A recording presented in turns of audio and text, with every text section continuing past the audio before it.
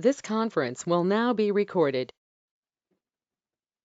Good morning. Welcome to Ann Ortelee's weekly weather. Today is the week of September 10th through September 17th. This week we have a new moon in Virgo. We have Mercury turning direct. We have quite a few health aspects.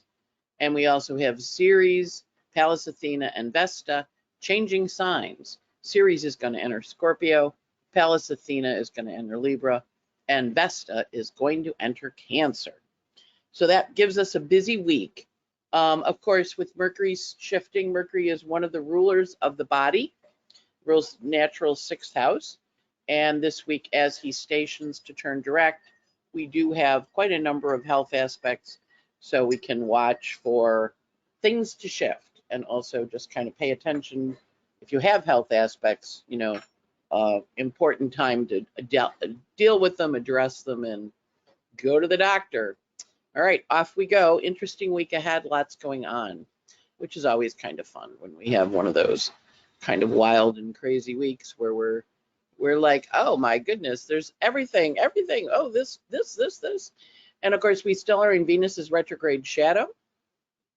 So here's the list of aspects for September, big ones. And of course, Venus is in her retrograde shadow. She went direct on the 3rd and 4th, depending on where you lived in the world, of September. And she leaves her shadow on October 6th. She is going to form one more finger of God as she does that. This week, Venus is going to be again on the world point, where she was a couple weeks ago. This is the 3rd square as she squares Jupiter on the world point. So we can expect significant news around emotional matters. When we've seen that before, that was important people leaving us, and sometimes shocking people leaving us. It was when Victor was Yavensky, I'm not sure I'm saying is right, was when he had the coup, and then when he got shot out of the sky in the plane. And so we have the 3rd part. So 1, 2, 3 in your own life, 1, 2, 3, June 23rd through June 23rd, and then August 23rd, and then now. So kind of pay attention to what's going on in the heavens. Mercury, of course, this week stations to go direct at 8 Virgo. He went into his retrograde shadow on August 4th, and he's now about to go forward, retracing his steps through the end of the month, September 13th, and leaving Virgo in October. So again, ghosts, people returning, people talking to from your past, good energy for following up with all of them and checking in. I've heard from a lot of people from my past. It's been great. And checking in and kind of following up and wrapping up things and or making plans for the future.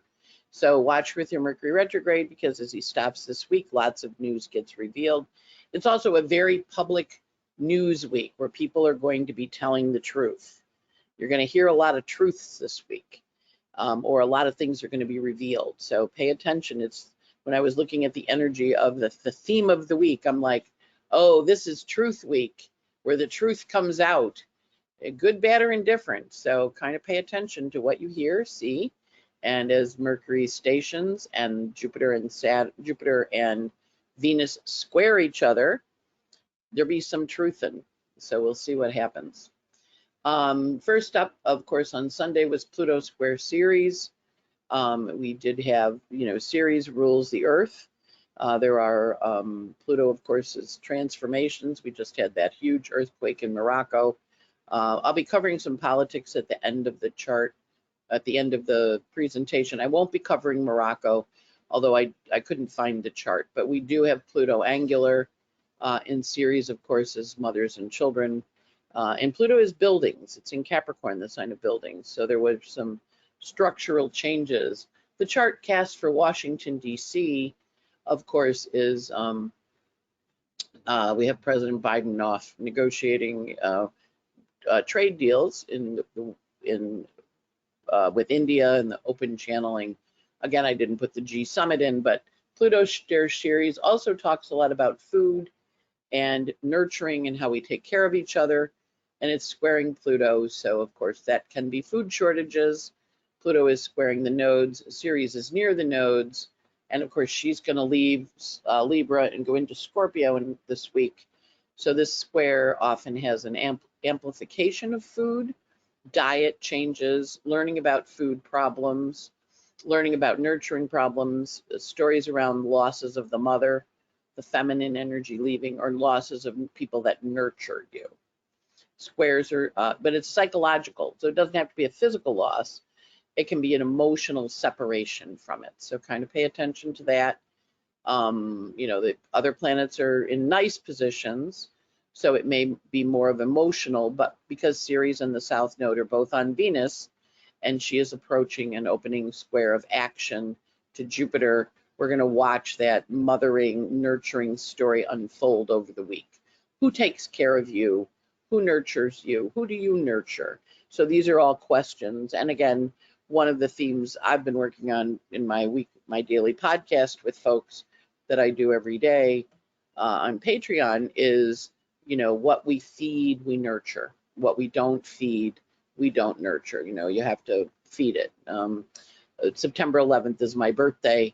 When I turned 40, my sister gave me a plant, which is now turning 29 years later with me. As I turn 69, it turns 29. And I have been feeding that plant for 29 years. And so it has grown and grown and grown. And when you see me on the podcast with the plant behind me, that's the plant my sister gave me. So what we feed grows, what we don't feed doesn't. And so Ceres square Pluto invites you to make changes in your diet. It invites you to make changes in what you nurture. Are you nurturing things that help you grow? And so those are some of the questions that the girls, the outer planet, the asteroids are asking us as they shift signs this week. Ceres changing out of Libra into Scorpio, Vesta changing out of the home and hearth into Cancer, what we're going to nurture and care for, because we've been thinking about it and working with it and maybe being a little ambivalent. And Pallas Athena, who's been in strategic Virgo for a while, is now shifting into Libra and taking those strategies out and working with people. Next up, Pallas Athena enters Libra. That happens on Wednesday, September 13th. Pallas Athena, of course, has been in Virgo figuring out things. She's going to, last week she had a trine to Pluto, helping lay out strategy, helping you see strategy in a new way. Now she goes into Libra, which is one of her natural placements because Pallas Athena does rule justice and the law. So, in her, we don't think of, the asteroids don't have rulerships, but when we think of Pallas Athena, she's the goddess of Athens, of course, Georgia, and she was a military, Athens, Greece, rather. She's a military strategic visionary. And so when she goes into Libra, it's one of her favorite signs. In Virgo, she's very good at strategizing.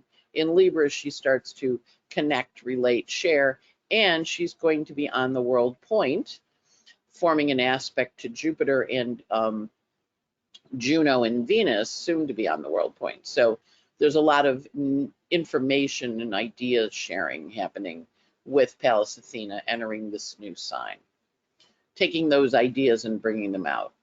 On Wednesday, Vesta also enters Cancer, and it's been in Virgo for a while, and when it enters Cancer, it now goes from the Gemini version into the nurturing building version. Now, in my case, while Vesta's been in Gemini, I have been shredding papers. We've been going through a bunch of papers with my friend Joni Pope, 16 bags, 13 bags, 7 bags, 9 bags, 6 bags. We carry bags of papers out every time she's here, and I have shredded.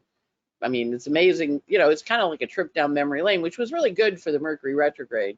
But now that Vesta goes into Cancer, now we're settling in and we're nurturing. We're growing. We're helping it. Explain Gemini, of course, is papers. So there's a shift as Vesta enters Cancer, and it's clearly a noisy morning outside my house with the sirens and the horn honking and everybody speaking up. So as Vesta enters Cancer, Vesta, of course, rules food, as does Ceres.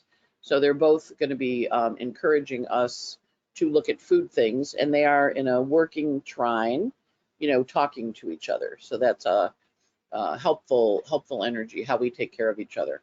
There also is a new moon on Thursday, September 14th.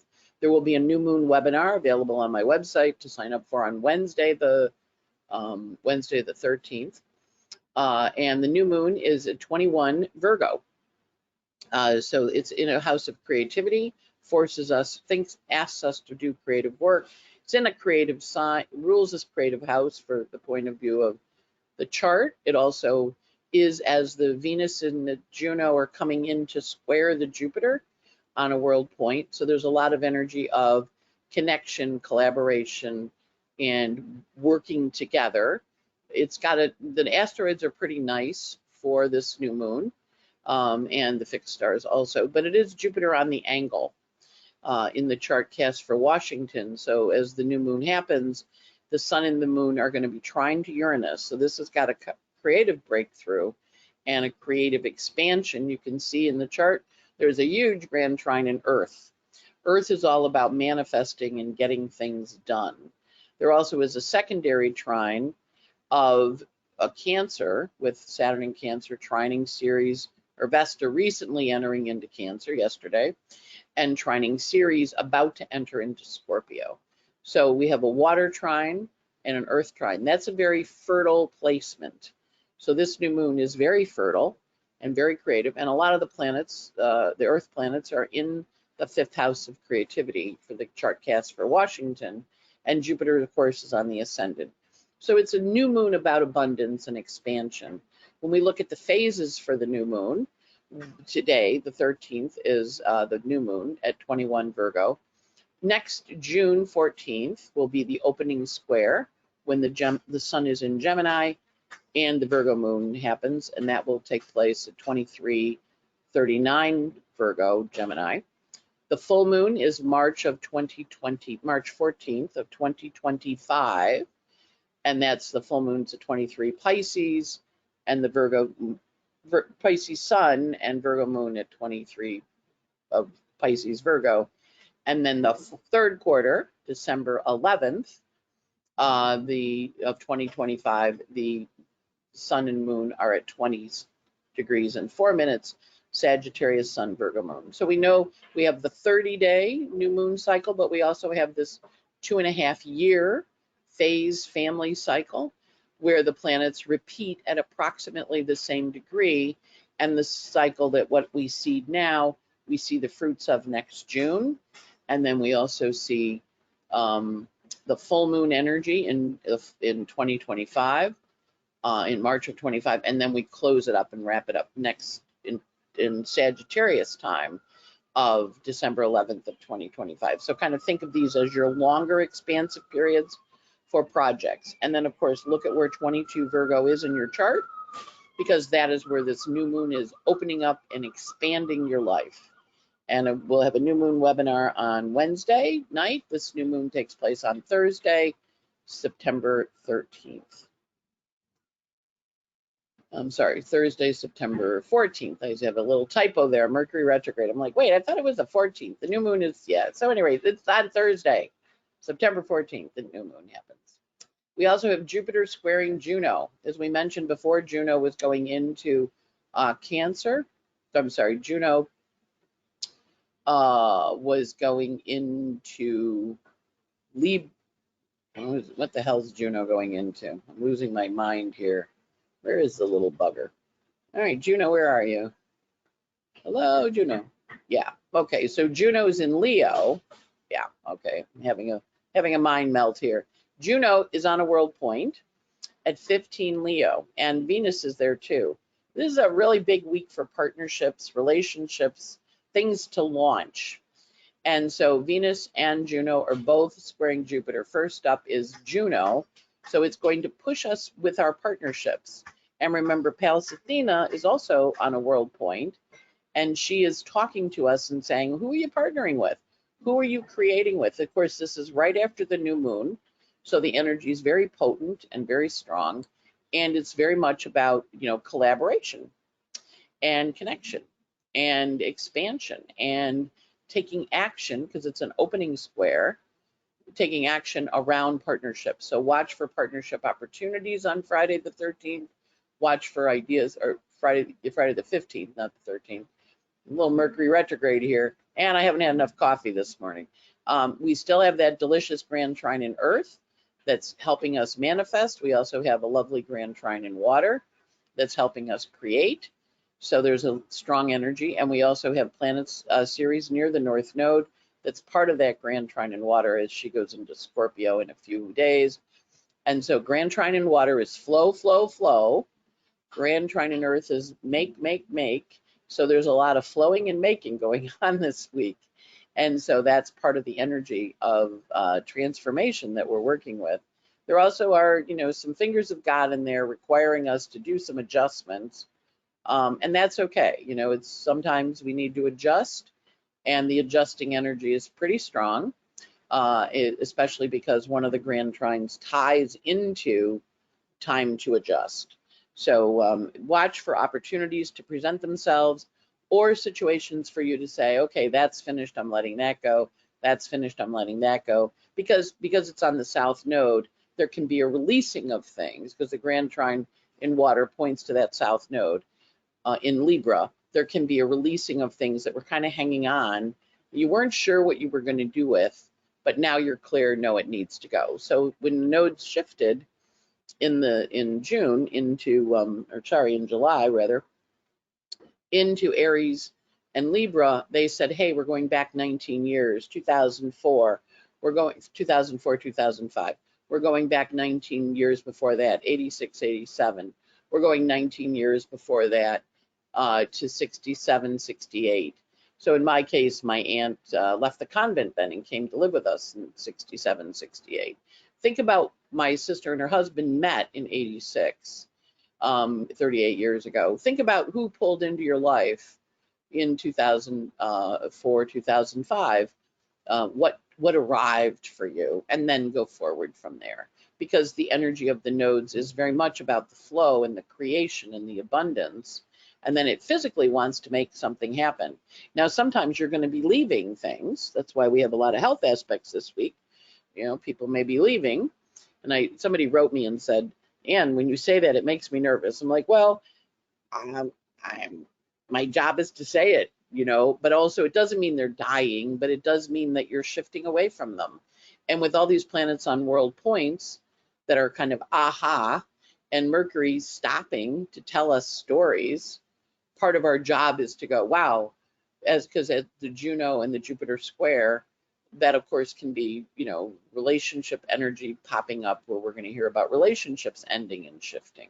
Squares at or changing, doesn't have to end, but it changes, and even as we work with energy, we understand that when it shifts and changes, we have this kind of moment where we're like, oh, that's changing on me. And of course, the world moves, that my favorite Tony Kushner quote from Angels in America, the world spins forward. And so this is a week of spinning forward because of the new moon and because of all the planets on the world points, and because it brings us an awareness. Next up, Ceres enters Scorpio. So Ceres enters Scorpio on Friday as Mercury stations. And as we have this new moon energy and this grand trine in earth and this grand trine in water, when Ceres enters Scorpio, she pops that grand trine in water. She pushes the Vesta, the home and hearth planet. She pushes Saturn, who recently went into Cancer. She pushes Saturn, who's at 2 Pisces. So this grand trine in water, again, Saturn in Pisces, last time he was there was the spring. He was in Pisces in March, April timeframe. This was when Mitch McConnell fell, and so we may see some news with him.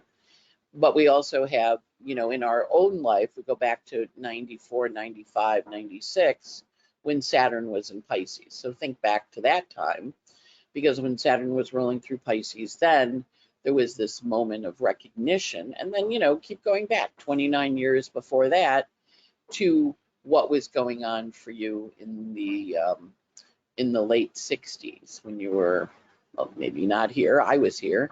And in my case, that was my aunt leaving the convent. Pisces is the nuns, and she came to live with us. So for a while, until she got an apartment and a job. My dad co-signed her loan, and she got an apartment, and she met Uncle Lou, and now 50 years later, they've been married 50 years.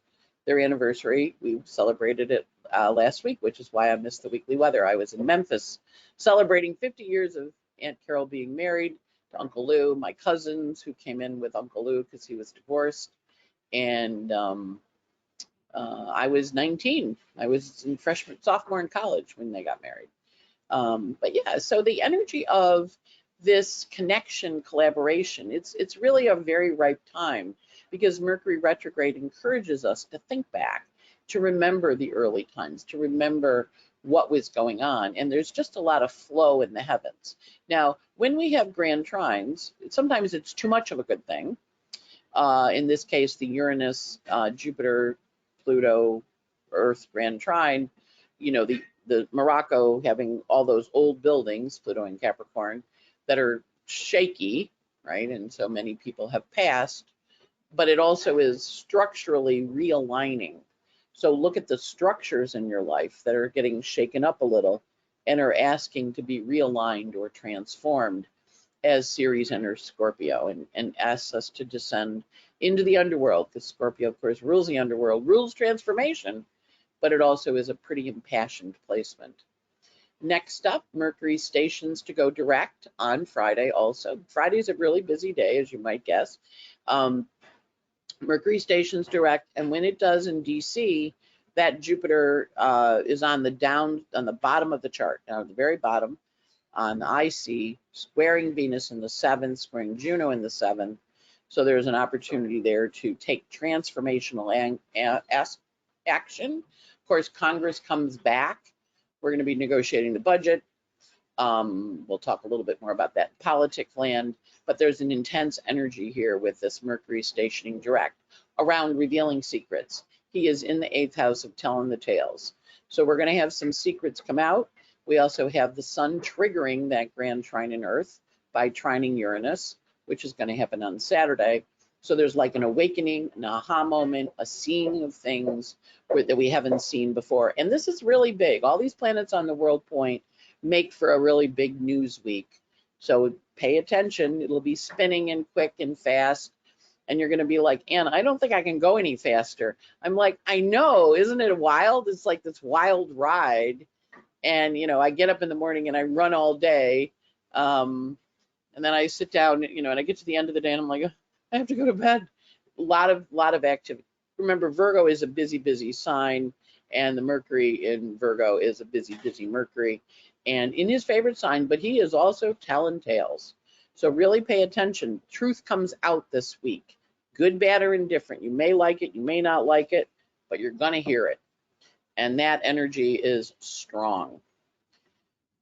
Sun trines Uranus also on Friday. You getting the idea how big Friday is going to be? Okay, so the sun trines Uranus, and that one, we have Jupiter on the angle, on the ascendant in the DC chart, but we also have it as part of this grand trine in Earth on the world point, squaring Venus, squaring Jupiter, squaring Juno, Pallas Athena stepping in and giving her opinion, and there's a lot of energy around transformation and change, and also shifts. Now, Uranus is also an earthquake aspect.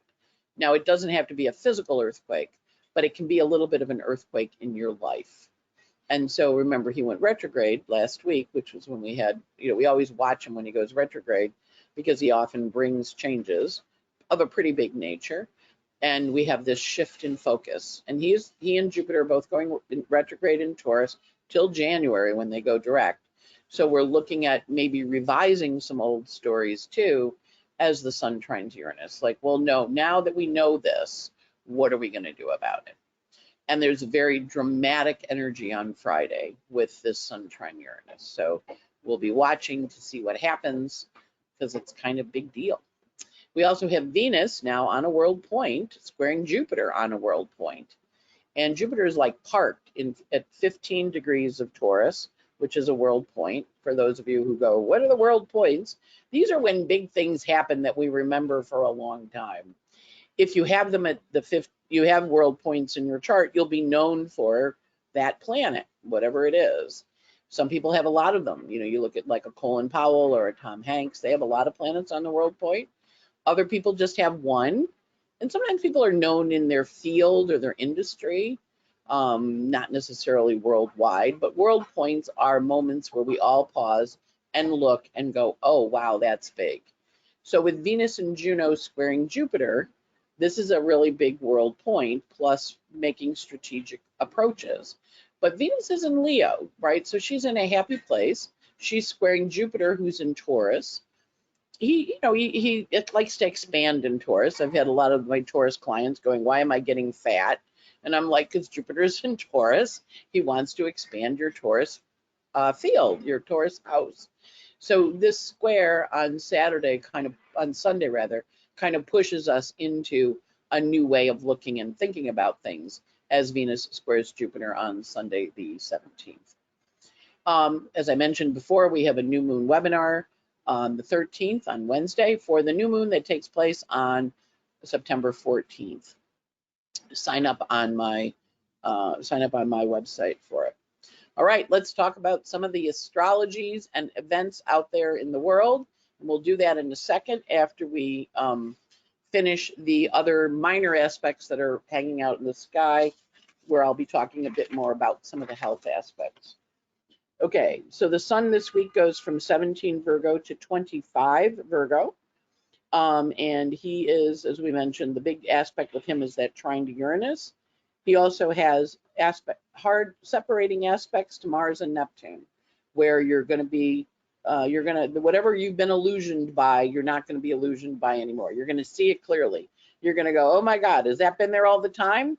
And people are going to go, yeah, you didn't see it?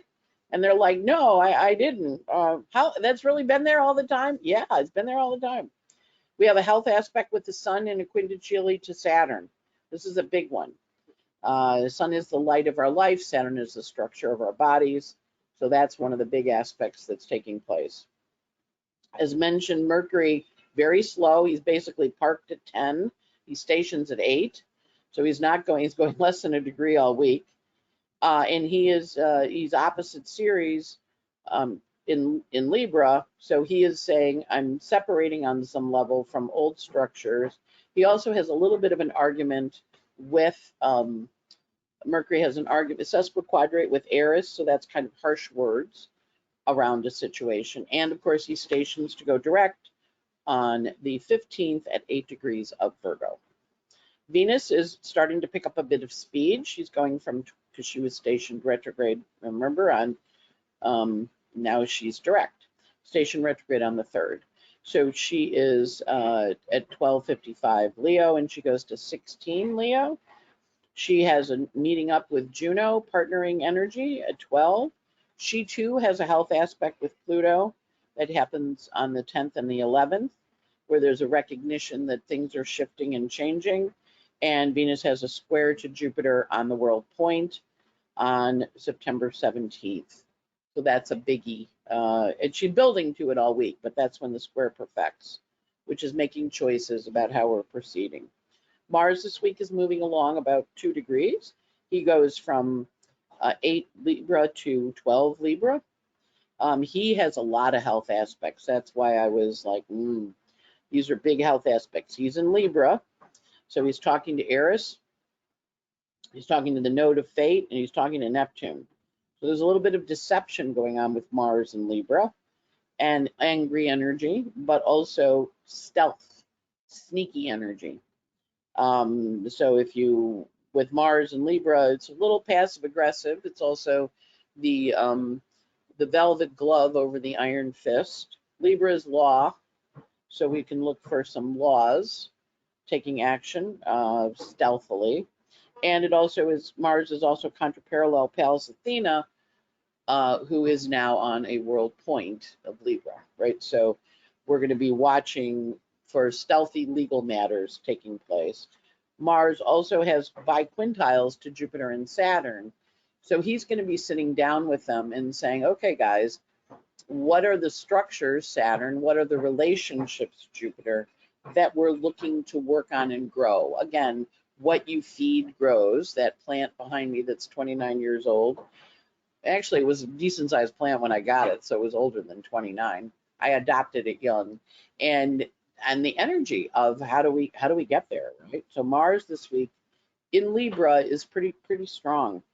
Jupiter this week is at 15 fixed, parked at the sky. She goes from 1524 to 1520.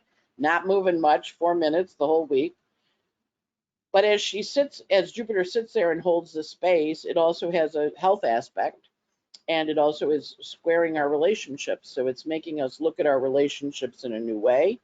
And Jupiter has a sesquiquadrate to Pallas Athena in Libra. So we're getting news, but we also have to look at that news and assess it and go, do I really think that's the case, or is there something else going on here? Again, a lot of stealth energy going on, but the truth being told in bits and pieces as Mercury stops. Pluto this week, basically 24, squaring Ceres also, kind of activating that the energy of how do we take action, what do we do, and that square to Ceres takes place at 28 Libra, kind of encouraging us to do things. That was the beginning of the week before Ceres shifted. So it's, okay, how do you nurture yourself? Chiron this week's quiet. As we mentioned, Pallas Athena goes from Gemini into, Vesta goes from Gemini into Cancer. So it's about nurturing and growing. And Pallas Athena goes from Virgo into Libra, about partnering and creating and writing it down and figuring it out. And Ceres goes into Scorpio from Libra, where she's been balanced, and now she wants to get a little more intense. And if we look at the moons this week, the moon calendar up, as mentioned, we have a new moon at 21:59 Virgo on Thursday. The moon's in Leo on Sunday. It was in Cancer in the morning, and it went into Leo at 12:30 in the afternoon on Sunday. And it was in Leo. It's in Leo Sunday, Monday, Tuesday. Goes void at 11:06 a.m. on Tuesday the 12th. It is then void all day, entering into Virgo at 1:18 a.m. on the 13th. And the closing aspect that the moon has as it goes void at 11 is a square to Uranus, which gives us sudden unexpected changes as that moon goes void square Uranus. When she goes into and so Monday, the aspects are nice on with the Leo moon. They're nice aspects. Moon is working with Mars, moon is working with Venus, moon is squaring Jupiter, a little overdoing, but good. It makes for a nice solar return for me because it's my birthday on the 11th, but it also is and I have a Leo moon, Juno, and Venus together. So I'm like, I think this is a year of love, maybe some money too, but I'm kind of looking for love, right? So then moon goes into Virgo on Wednesday at 1:11 in the morning, and it's in Virgo on Wednesday, Thursday, the new moon in Thursday, and it goes void at 9:49 a.m. on the 15th. And that goes void with a trine to Pluto. So again, a nice new moon with a good closing aspect as Mercury stopped in the sky in Virgo. So this is an important moon of commitment and dedication and figuring out what you want to do. It's also Rosh Hashanah begins on Friday when Mercury stations to go direct. And then the moon goes void at 9:49 a.m., goes into Libra at 1:44 p.m. on Friday afternoon, and it's in Libra on Friday afternoon, evening, Saturday all day, Sunday, and it goes void at 9:06 p.m. Sunday night with a square to Pluto. So the weekend's a little intense, and we have, if we're looking at our intense days, we have a lot of intensity on Sunday, the 17th, and on Saturday, the 16th. So those are our intense days this week, and to a certain extent, Friday too. Although Friday is more the news of change. So the beginning of the week is a little quiet because of the Virgo moon and the Leo moon with nice aspects. But once that new moon hits, all hell breaks loose. So just prepare for Thursday, Friday, Saturday, Sunday to be a little volatile, especially Friday.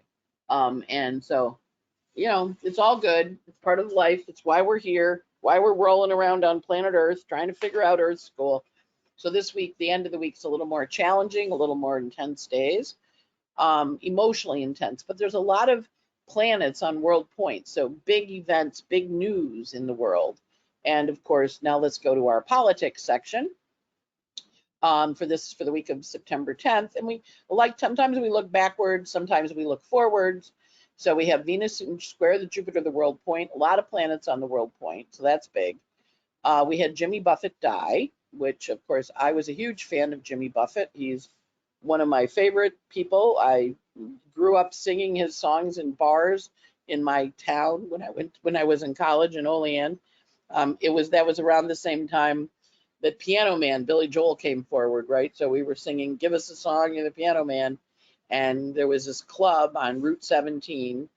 I wanted to call it Club 21, but I think it might have been Club 17. But at any rate, it was this bar. It was a divey bar, and Al owned the bar, and we would all go there and get drunk and sing. It was my younger years. And so Jimmy Buffett was a big one, Margaritaville. I still remember singing Wasting Away with Margaritaville with my good friend Paul Giannotti. We were lab partners in Lab Rat. Man got me through Lab Rat because I had a little fear of rats. And he got me through it. And we would sing, Jimmy Buffett. We would sing Paul Simon.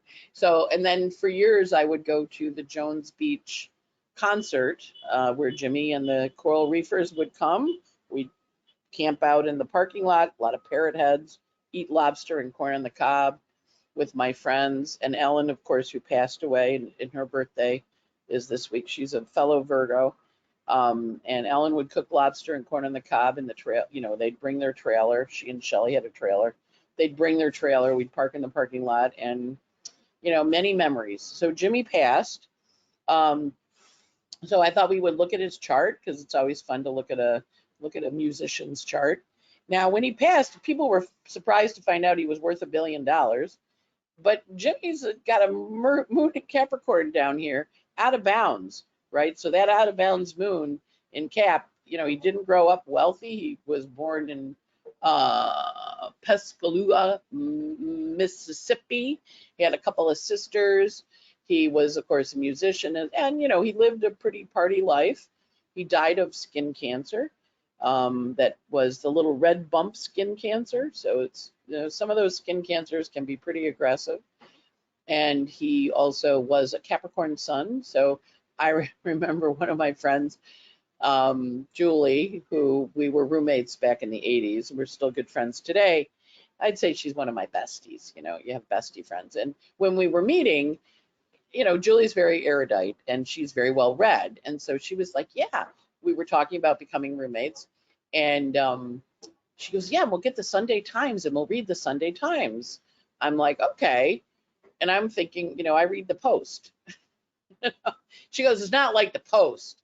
And I'm like thinking, oh, I like the Post. I love their headlines. And of course, the Post is a tabloid rag and the Sunday Times is the New York Times, right? So we would have this conversation.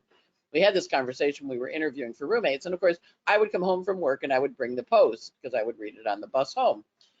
And, at one point she goes, you really bring a lot of New York Posts in. And I'm like, yeah, I do. I actually have to tell you, I lied, when you were saying, well, I'm not averse to reading the Sunday Times, but it wasn't what I read. I read the New York Post, right? So, but I learned about reading the New York Times from Julie. So with Jimmy Buffett, same thing. She was talking to me about Jimmy Buffett. She's like, why would people go listen to this guy? Like, he sings the same songs over and over again. They're all about drinking and this. And I'm kind of like, yeah, why would people? And he said, Joel, because at this point I'd learned not to lie to her. We were just different people. I said, I really love Jimmy Buffett. His songs are great. You want to sing along. You want to go to the beach. Who doesn't want to go to the beach he brings you to the beach when you sing Margaritaville or Fins or Pirate Looks at 40. And she was like, you listen to Jimmy Buffett? And I'm like, yeah. Now, when you go to a Jimmy Buffett concert, the Sun and the Mars are in Capricorn. So you have little kids there, 5 years old, 10 years old, very clean show. Everybody's singing, dancing, eating corn on the cob, wearing their hula shirts, to 80. They're 80-year-olds singing and dancing. So his music spans generations. And if you grew up listening to Jimmy Buffett, everybody else does too. And you're a parrot head. And so Jimmy has this. Now he's got a nice Jupiter and Venus here in Scorpio in the second house. So he realized he took control of his own music, started making, instead of making 280 an album, he made 680 an album because he published his own music, and then he franchised Margaritavilles, so you can get Margaritaville shrimp and bring it home after a bad day. You can make a margarita. He has the Margaritaville restaurants all over the place. I went to one a few years back when I was in Vegas and had shrimp and listened to Jimmy Buffett music, right? So, kind of he's like, everybody wants a little beach. Everybody loves the beach.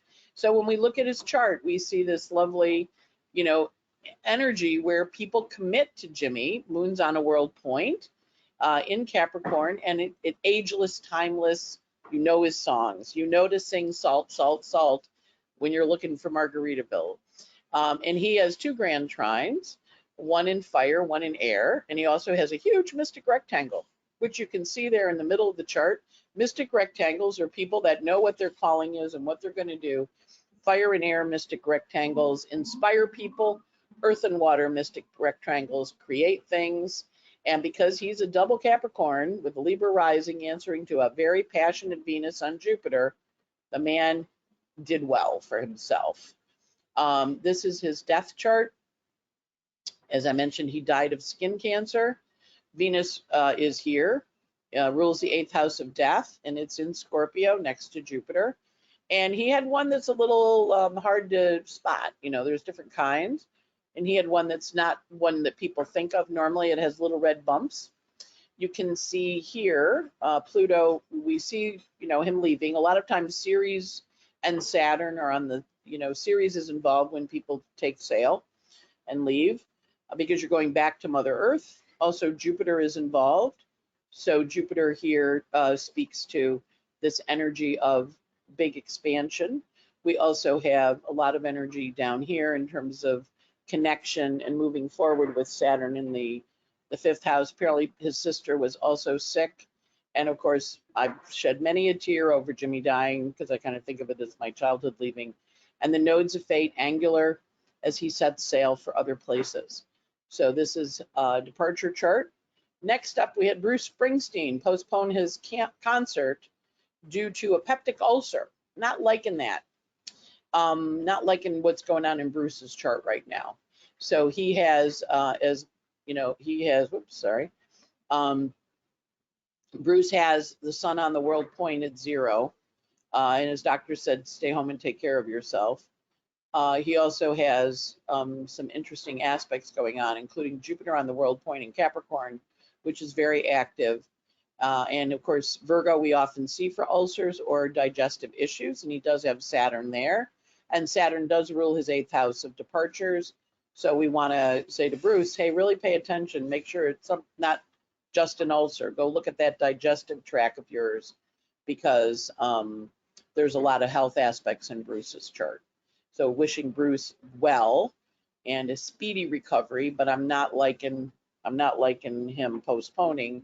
And when we look at his chart for postponing the tour to get better, we do see some intense aspects going on in Bruce's chart, including this moon Uranus, which is 3 months from now. So we'll be watching Bruce this fall as he heads towards his 75th birthday or 74th birthday too. So, but at any rate, we wish Bruce good health.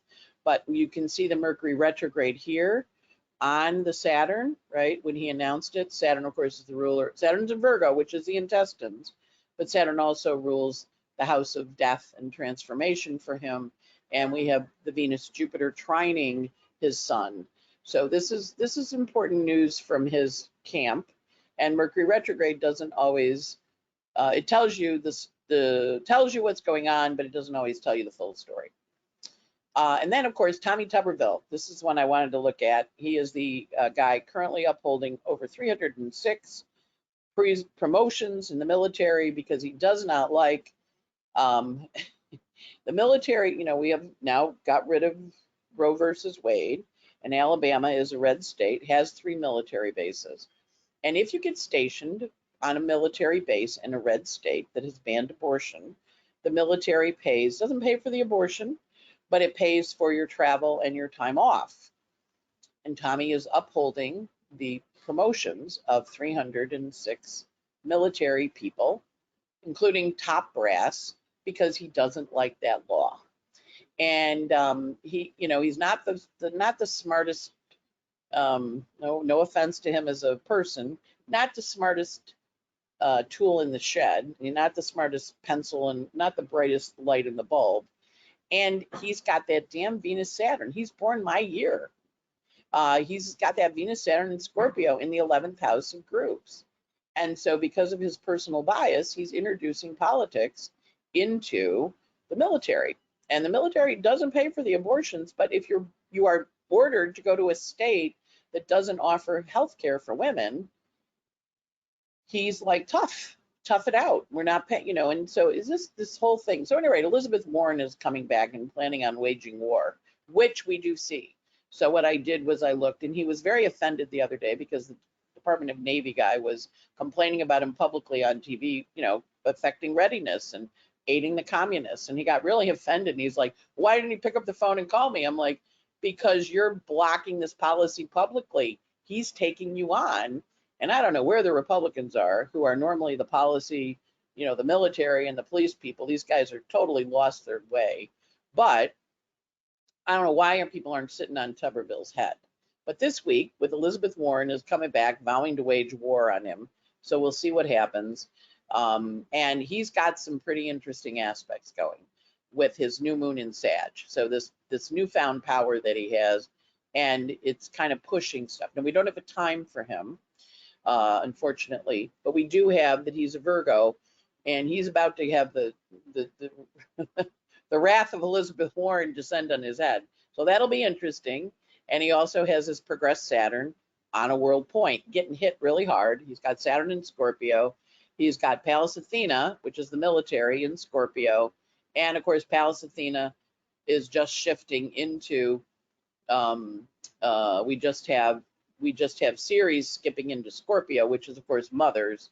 So we see the policy hold up in his chart. Like, I'm not letting this happen until the military changes their rules. But we also see the forces now kind of gathering to take him on a little, which will be good because it's really screwing up the military, not letting him. I have actually a friend's nephew who's, supposed to be changing. And of course, kids are going back to school. They like to get these things so the kids know where they're going, and the parent, the military runs. So watch for that in the news this week. Tommy getting taken on by Elizabeth Warren. She's tough, man. She's got a real interesting interface with his chart. So we'll see what happens with Tommy this week. And so that's the weather. Hope you have a good one. And remember to hang in there. The world is changing quick and rapidly. And sign up for daily podcasts on Patreon. And off we go. Have a great week. Bye.